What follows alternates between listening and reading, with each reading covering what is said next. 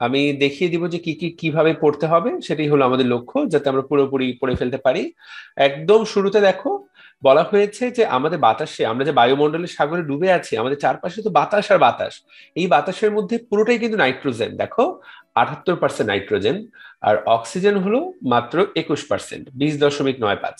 এই কথাটা আমরা অনেকজন জানি না। আমি কিন্তু এটা কয়েকদিন আগেও কয়েকজন সবাই তোমাদেরকে জিজ্ঞাসা করেছি, মাত্র কয়েকজন হাত তুলেছো, তোমরা মাত্র কয়েকজন বলতে পারো। এই তথ্যটা খুবই গুরুত্বপূর্ণ কথা। আমরা ডুবে আছি নাইট্রোজেন এবং অক্সিজেনের সাগরে। 78 এবং 21 মানে 99%ই হলো এই দুইটা, বাকি সবকিছু অন্য। আবারও এখানে দেখো এই কথাটা আবার বলা আছে, নাইট্রোজেন 78.09, অক্সিজেন 20.94। সংখ্যাগুলো একটু ওলট পালট হতে পারে, দেখো 20.95, এখানে 94, এটা কোনো ব্যাপার না। ওটাকে অনেক সময় রাফ হিসাবে 21 লেখা হয়, মানে 21% অক্সিজেন, সেটাকেও তোমাদের মেনে নিতে হবে। সো এই দুইটা মিলায় কত হয়? এই দুইটা মিলা হয় 99%। এখন বাকি 1%-এ কি থাকে? বাকি 1%-এ বেশ কিছু গ্যাস থাকে, তার মধ্যে কার্বন ডাই অক্সাইড থাকে। সেই 1%-এর মধ্যে 0.033%, খেয়াল করো এই সংখ্যাটা কিন্তু অলরেডি মেডিকেল ভর্তি পরীক্ষায় এসেছে গত বছরের আগের বছর। এই প্রশ্নটাই এসেছে, বায়ুমণ্ডলে কার্বন ডাই অক্সাইডের পরিমাণ কত। যদিও ওখানে অপশনে 0.3 দেওয়া ছিল, যেটা কিনা 100% ভুল, আর উত্তর হবে 0.03%। সো কিন্তু ঝামেলা হলো যে ওই বছর 0.03 এইটা অপশনে দেওয়া ছিল না। এখন তাহলে উত্তর কোনটা? প্রশ্নকর্তা আসলে এইটাকে উত্তর দিতে চেয়েছেন, তো অনেকেই যারা ভেবেছে যে এটাই নিশ্চয়ই উত্তর, তারা এটাকে উত্তর দিয়ে এসেছে। আবার অনেকেই আছে যারা এটাকে ব্ল্যাঙ্ক রেখে এসেছে। সো এই ধরনের কন্ডিশন মেডিকেল ভর্তি পরীক্ষায় হওয়ার হামেশাই হয়, যেখানে 100% নিশ্চিত হওয়া যায় না যে কোনটা আসলে সঠিক উত্তর। কারণ প্রশ্নকর্তা তিনি নিশ্চিত, তিনিও বলতে পারবেন না যে কোনটা সঠিক উত্তর, কারণ সবগুলো উত্তর ভুল। তারপরও ওইবার এইটাকে ঠিক উত্তর দেওয়া হয়েছিল।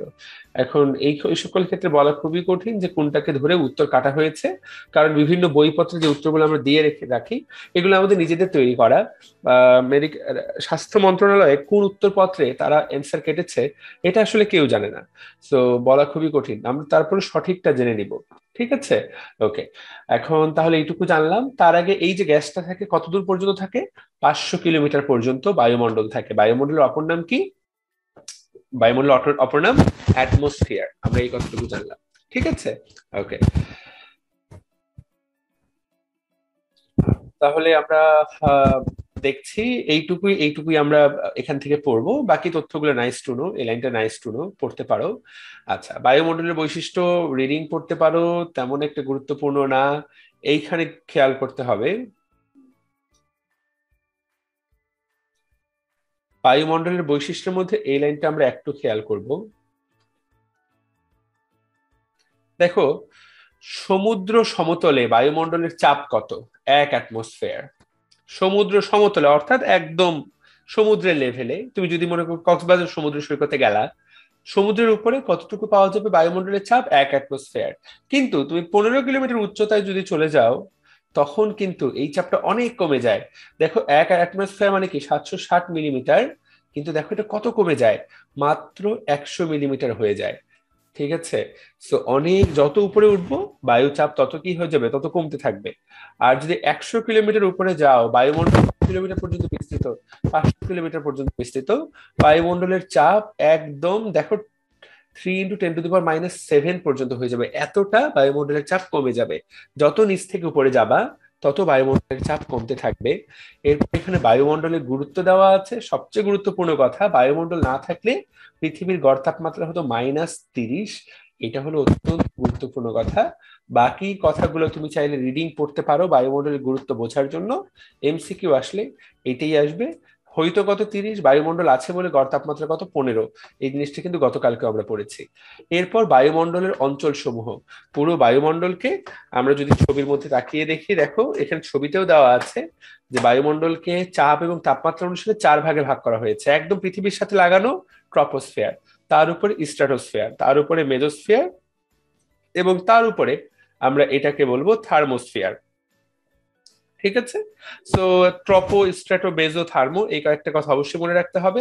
ছবিতে আমরা যদি একটু তাকিয়ে দেখি, ছবিতে খুব সুন্দর করে বলা আছে। দেখো এই যে ওজোন স্তরটা কোন স্তরে থাকে? 2 নাম্বার স্তরে। এখানে তাকিয়ে দেখেন ওজোন স্তরটা কোথায় থাকে। স্ট্র্যাটোস্ফিয়ারে কত সুন্দর করে বলা হয়েছে। এই কথাটা আমরা অবশ্যই বোঝার চেষ্টা করব। আর এখানে দেখো থার্মোস্ফিয়ারের অপর নাম দেওয়া আছে আয়োনোস্ফিয়ার, এবং এখানে আরেকটা নাম দেওয়া আছে। তো আয়োনোস্ফিয়ার বলো বা এক্সোস্ফিয়ার বলো, এগুলো কোথায় থাকে? থার্মোস্ফিয়ারে থাকে। এই ছবি দেখে এটা আমরা মনে রাখার চেষ্টা করতে পারি। তবে সবচেয়ে গুরুত্বপূর্ণ কথা, পরীক্ষায় অনেক সময় প্রশ্ন আসতে পারে, মনুষ্য প্রজাতি কোন স্ফিয়ারে বাস করে? আমরা কিন্তু বাস করি ট্রপোস্ফিয়ারে। দেখো এই হলো ট্রপোস্ফিয়ার, ভূপৃষ্ঠ থেকে 15 কিলোমিটার পর্যন্ত হলো ট্রপোস্ফিয়ার।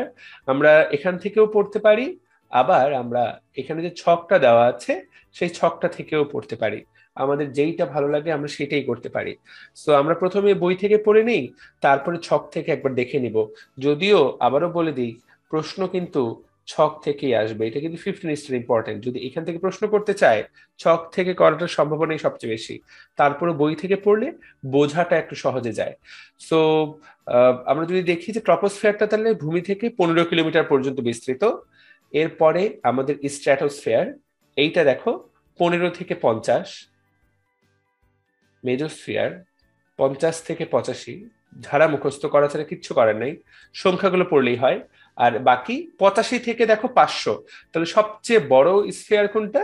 দেখো এই যে থার্মোস্ফিয়ার। তাহলে 15, 50, 85, 500, এই চারটা সংখ্যা মনে রাখলেই কিন্তু তুমি আর পরিসরটা কখনো ভুল করবে না। এবং সবচেয়ে বড় পরিসর কোনটা? থার্মোস্ফিয়ার বা আয়োনোস্ফিয়ার।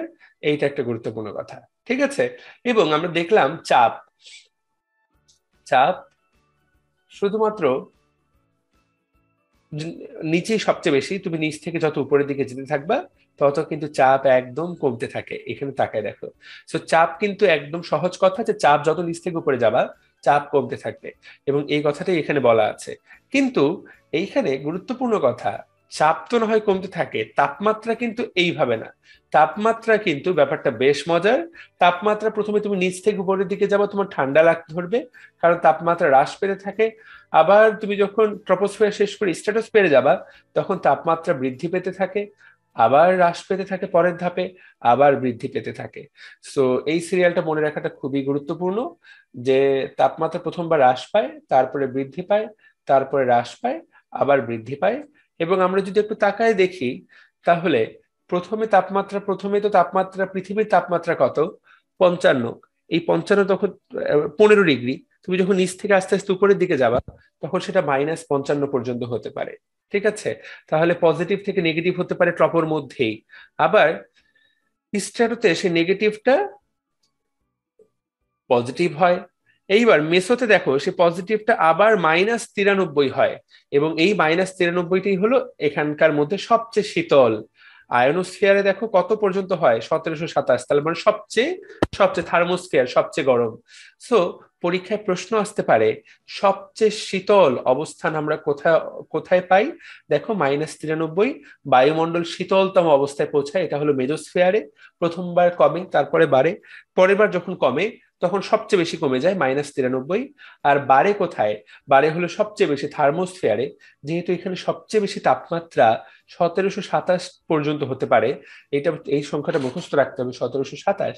সেজন্য এই জন্য এটাকে থার্মোস্ফিয়ার বলা হয়। সো এটাতে কিন্তু তাপমাত্রা সবচেয়ে বেশি। সো এই বক্সের ব্যাখ্যাগুলো কিন্তু আমরা জানলাম। আবারও বলছি, মেজোস্ফিয়ারটা সবচেয়ে শীতল বায়ুমণ্ডল, আর এইটা কিন্তু সবচেয়ে গরম বা সবচেয়ে উষ্ণ, তাপমাত্রা সবচেয়ে বেশি। সো এইখান থেকে এই কয়েকটা তথ্য আমাদেরকে মনে রাখতে হবে।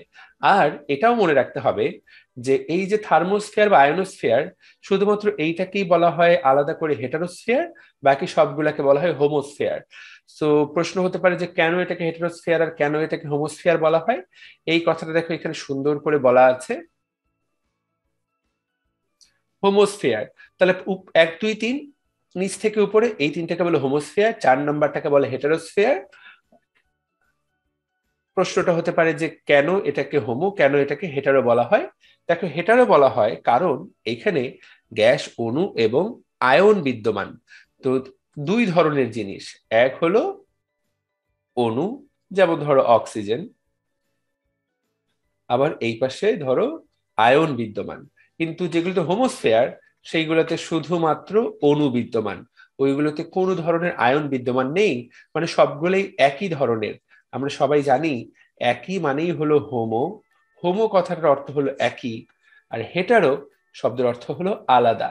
তাহলে ওইখানে কিন্তু দুই ধরনের ভিন্ন ভিন্ন ধরনের অণু এবং আয়ন বিদ্যমান, সেই জন্য আমরা এটাকে হেটারোস্ফিয়ার বলবো। আর এইটাকে শুধুমাত্র একই ধরনের অণু মোটামুটি একই আদর্শ আচরণ করে, তো এই জন্য এটাকে আমরা বলি হোমোস্ফিয়ার। সো হোমোস্ফিয়ারে কি কি থাকে তাকায় দেখো। আমরা অলরেডি জানি মূল উপাদান কি, নাইট্রোজেন এবং অক্সিজেন, এইগুলোই কিন্তু মূল উপাদান। বাকি 1%-এর মধ্যে কি কি থাকে?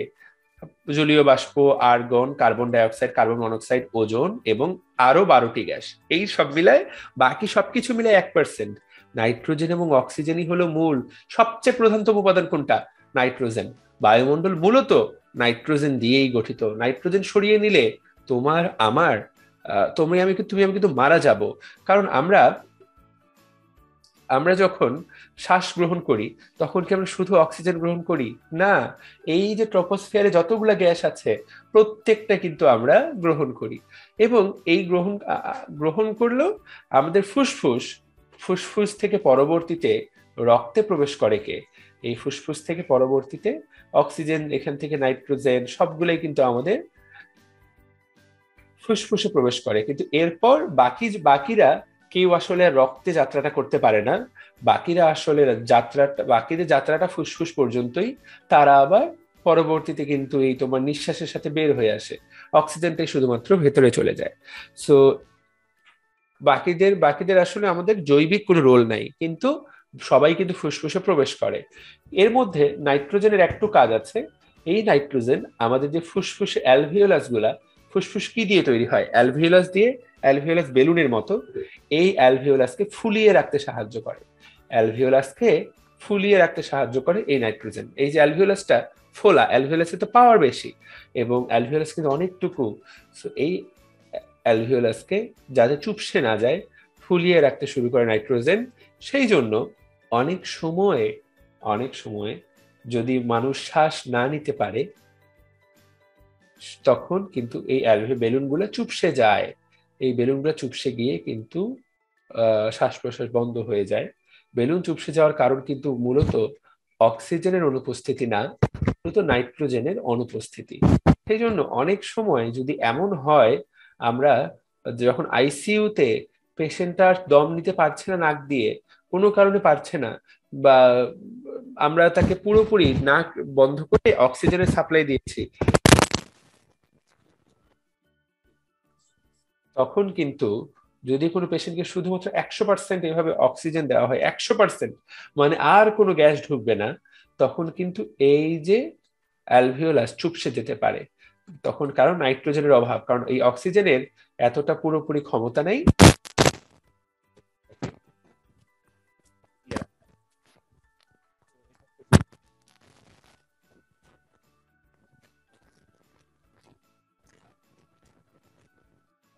সাগরে ডুবে আছে। হেটেরোস্ফিয়ার কেন বলা হয়? কারণ এখানে আয়ন বিদ্যমান। পরীক্ষায় কিন্তু প্রশ্ন আসবে, যে কোনো একটা আয়ন দিয়ে দিল, এইটা কোন স্তরে পাওয়া যাবে? খুব যেটা দেখলেই বুঝতে পারবে যে এটা পাওয়া যাবে থার্মোস্ফিয়ারে বা হেটেরোস্ফিয়ারে বা আয়নোস্ফিয়ারে, যেটা অপশন। আশা করি জিনিসটা সবাই এরপর এটা সুন্দর মতো উত্তর করতে পারবা। আর কি এখান থেকে জানবো আমরা? এগুলো তোমরা পড়লেই পারো, একা পড়লেই পারবা। এই লাইন তো আমি তোমাদেরকে পড়াই দিলাম। প্রতি কিলোমিটারে কত ডিগ্রি করে কমে? 60 ডিগ্রি করে কমে। আর আমরা যত ঝড় হতে দেখি, যত ঘূর্ণিঝড় হতে দেখি, টর্নেডো হতে দেখি, সবগুলাই কিন্তু এই ট্রপোস্ফিয়ারে হয়। সেজন্য এটার নাম হলো ক্ষুব্ধ মণ্ডল। ঠিক আছে? আর এর উপরেরটার নাম হলো স্ট্র্যাটোস্ফিয়ার। এখানে কোনো ঝড় বৃষ্টি হয় না, এই জন্য এটার অপর নাম শান্ত মণ্ডল। এবং স্ট্র্যাটোস্ফিয়ার যেহেতু ঝড় বৃষ্টি হয় না, সেই জন্য এই দিক দিয়ে জেট বিমান বেশি চলাচল করে। আর সাধারণ বিমানগুলো কিন্তু ট্রপোস্ফিয়ার দিয়েই চলাচল করে। তাহলে দেখো, জেট বিমান এবং সাধারণ বিমানের মধ্যে পার্থক্য আছে। আমাদের যে সাধারণ বিমান, তুমি যদি এখন মনে করো ঢাকা থেকে লন্ডন যাও, তাহলে তুমি ট্রপোস্ফিয়ারের মধ্য দিয়েই যাবা, কারণ এগুলো 12-13 কিলোমিটার উচ্চতায় চলে। আর জেট বিমানগুলো আরেকটু উচ্চতা দিয়ে চলে। কেন? কারণ জেট বিমানগুলো সুপারসনিক। সুপারসনিক বলতে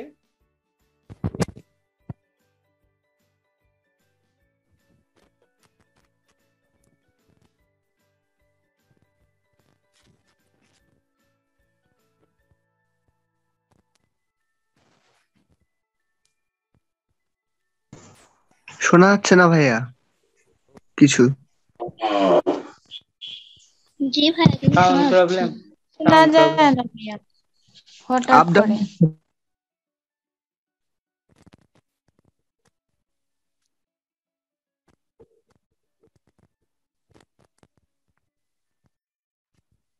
শুনতে পাচ্ছো? শুনতে পাচ্ছো?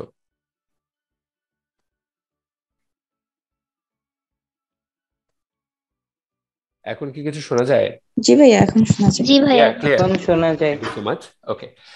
সো এই জেট বিমানগুলো সুপারসনিক গতিতে চলে, মানে শব্দের চেয়েও বেশি বেগে, এত স্পিডে জেট বিমানগুলো চলাচল করে।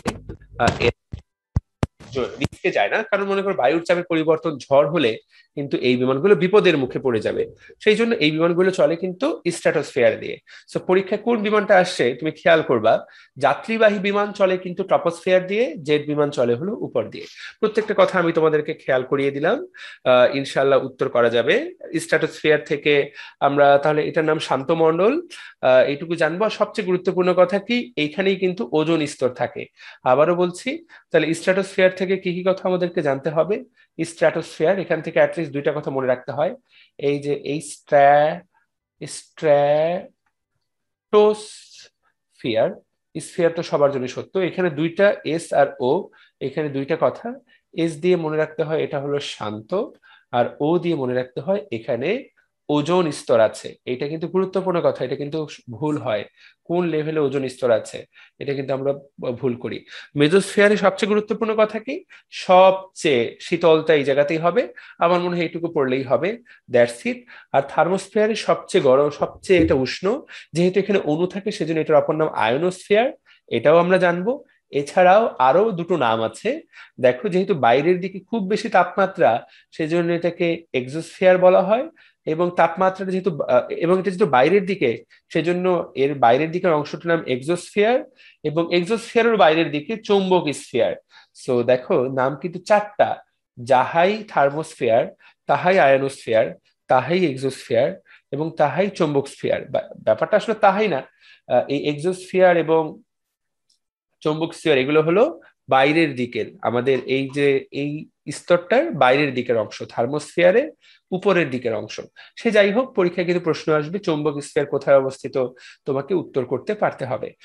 আর যে কোনো আয়ন যদি পরীক্ষায় বলা হয়, এনি আয়ন, এই আয়নগুলো কোথায় থাকে, সবগুলো থার্মোস্ফিয়ারে থাকে। আমরা যাতে কোনোভাবেই ভোলা, মানে এইটা কথাটা না ভুলি, আয়ন মানেই কিন্তু থার্মোস্ফিয়ার। এবং এটা এই জন্য এটার নামই হলো হেটারোস্ফিয়ার। That's it. সো ইনশাল্লাহ পারা যাবে, এবং সবাই আশা করি উত্তর করতে পারবা। ঝড়গুলা কোথায় হয়? ট্রপোস্ফিয়ারে, এই জন্য এটাকে ক্ষুব্ধ মণ্ডল বলা হয়। আশা করি কারোই ভুল হবে না। ছবির দিকে তাকায় দেখো, এই যে হাইড্রোজেন এবং হিলিয়াম, এটা থাকে মূলত এক্সোস্ফিয়ারে। এই লাইনটা দেওয়া আছে, এটাও পড়ে নিতে পারো। এটা পড়লে অন্ততপক্ষে এই চ্যাপ্টার থেকে যত ধরনের তথ্য আছে সবগুলো তুই পড়ে ফেললা, ইনশাল্লাহ তোমার আর কোনোটাই ভুল হবে না। সো এই ছকের কিন্তু সবই আমরা পড়লাম। আশা করি যারা ক্লাস করছো, এখান থেকে পরীক্ষা যেভাবেই প্রশ্ন আসুক তোমার ভুল হবে না। বায়ুমণ্ডলের সবচেয়ে বেশি উপাদান কোনটা থাকে? নাইট্রোজেন, তারপরই অক্সিজেন। বাকি সবগুলা মিলিত হয়ে, সবগুলো মিলিত হয়ে তৈরি করে মাত্র 1%। ব্যাপারটা তাহলে বাকিগুলো কত ক্ষুদ্র, এগুলো মুখস্থ করে কোনো লাভ নাই, পড়া দরকার নাই, এই ছক না পড়লেও চলবে। আর ওজোন স্তরের গুরুত্বটা কি? ওজোন স্তরের সবচেয়ে গুরুত্বপূর্ণ কথা দেখো, আমাদের ওজোন স্তর কোথায় অবস্থিত? পৃথিবী থেকে 20 থেকে 40 কিলোমিটার উচ্চতায়। এই 20 থেকে 40 কিলোমিটার উচ্চতাটাকে কি বলা হয়? স্ট্র্যাটোস্ফিয়ার, কারণ 15 থেকে 50 হলো স্ট্র্যাটোস্ফিয়ার। এই ওজোন স্তরের সবচেয়ে গুরুত্বপূর্ণ কাজ হলো সূর্যের যে আলট্রাভায়োলেট রশ্মি, সেটাকে শোষণ করে নেয়। পুরোপুরি শোষণ করতে পারে না, তারপরও কিছুটা শোষণ করে নেয়। এই আলট্রাভায়োলেট রশ্মি যদি পৃথিবীতে পুরোটাই চলে আসতো, তাহলে মানুষের, দেখো, চোখে ছানি পড়ে যেত, চোখে ছানি পড়ে যেত, এবং চামড়ায় ক্যান্সার বৃদ্ধি পেত। পরীক্ষা কিন্তু প্রশ্ন আসবে, ওজোন স্তর না থাকলে কোন ক্যান্সার বৃদ্ধি পাবে? চামড়ার ক্যান্সার বৃদ্ধি পাবে। এবং দেখো, এই যে আমাদের রাসায়নিক বন্ধনগুলো ভেঙে যাবে, বায়োলজিক্যাল প্রক্রিয়া কি হয়ে যাবে? নষ্ট হয়ে যাবে। এর প্রত্যেকটাই কিন্তু ওজোন স্তর ঠেকিয়ে দিচ্ছে, আমাদেরকে চামড়ার ক্যান্সার হওয়া থেকে বাঁচিয়ে দিচ্ছে। তারপরও এখন যে ওজোন স্তর ক্ষতিগ্রস্ত হয়েছে, সেই জন্য কিন্তু ধীরে ধীরে চামড়ার ক্যান্সার বৃদ্ধি পাচ্ছে। যারা যারা মনে করো সূর্যের আলোয় বেশি থাকে, সানস্ক্রিন মাখে না, এদের কিন্তু এই চামড়া ক্যান্সার হওয়ার সম্ভাবনা বেড়ে যায়। এটাও কিন্তু একটা গুরুত্বপূর্ণ কথা।